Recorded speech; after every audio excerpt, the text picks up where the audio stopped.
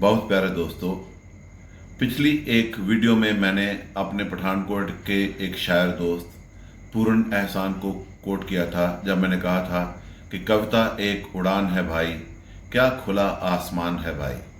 आज इसी पंक्ति को लेकर मैं अगले 2-4 मिनट में आपके साथ बात करूंगा कि कविता की उड़ान या कवि की उड़ान कैसे असीमित है और कैसे वो ट्रांसेंड कर सकता है टाइम और स्पेस को। अगर हम शेक्सपियर का एक play A Midsummer Night's Dream, जिसमें एक करेक्टर है थीसियस, वो बोलता है a poet's eye in fine frenzy rolling doth glance from heaven to earth and earth to heaven, and he further says that a poet's pen can give shape and local habitation to airy nothings because a poet's imagination works that way.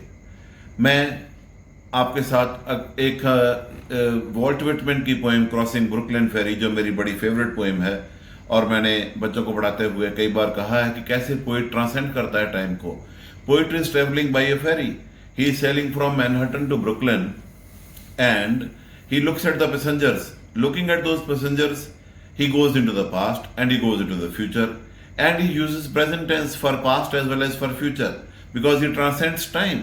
और ऐसे ही एक मैं poem Javed Akhtar की poem है वक्त, क्योंकि अक्सर हम रोजमर्रा की जिंदगी में जब पूछते हैं कि टाइम क्या है तो हम बोलते रहते हैं 10:30 बजे है जी, 9 बजे है जी, 8 बजे है। लेकिन जब पोइट ये प्रश्न पूछता है कि समय क्या है, वक्त क्या है, तो वो एक मेटाफिजिकल पोएम, एक मेटाफिजिकल क्वेश्चन पूछ रहा होता है।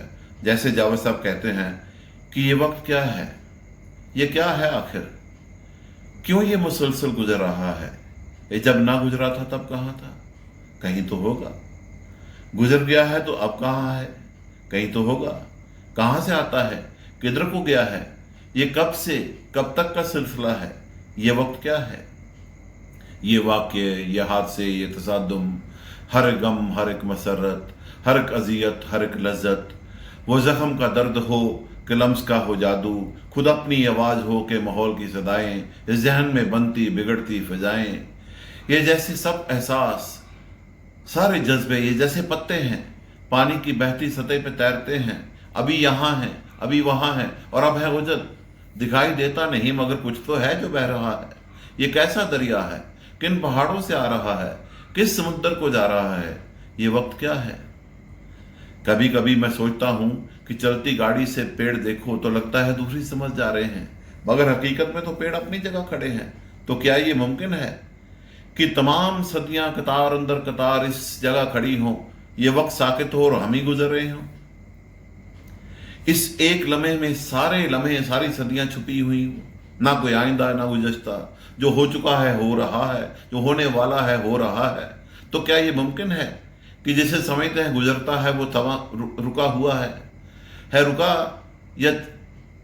रुका हुआ या थमा हुआ है इकाई या बटा हुआ है मुज़म्मित या पिघल रहा है, किसे पता है, किसे खबर है, ये वक्त क्या है।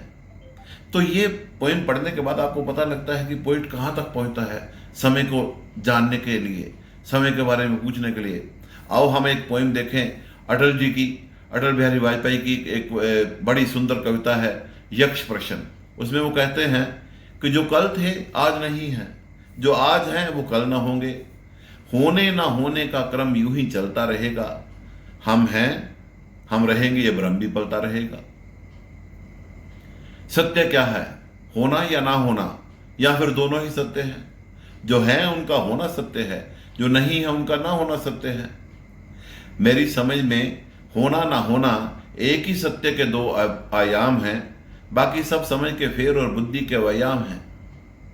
लेकिन ना होने के बाद क्या होता है, ये प्रश्न अनुत्तरित है।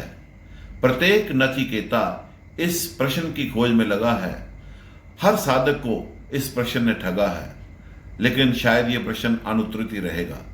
अगर कुछ प्रश्न अनुत्तरित रहे तो उसमें बुराई ही क्या है। हाँ, खोज का सिलसिला ना रुके।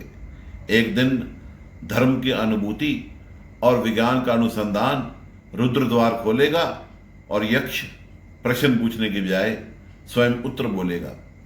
अब वाजपेयी साहब होने ना होने के बाद की बात करते हैं तो हम देखते हैं इस तरीके से कि कविता कहाँ तक पहुँच जाती है।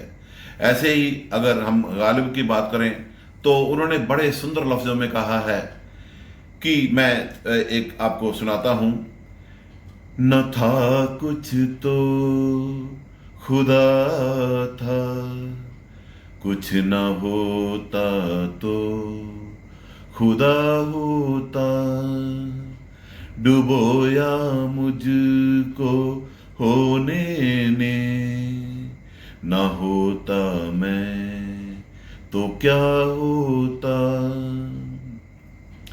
हुई मुद्दत के गालिब मर गया, पर याद आता है तेरा हर बात पर कहना कि होता तो क्या होता, कि यूं होता तो क्या होता, कि यूं होता तो क्या होता।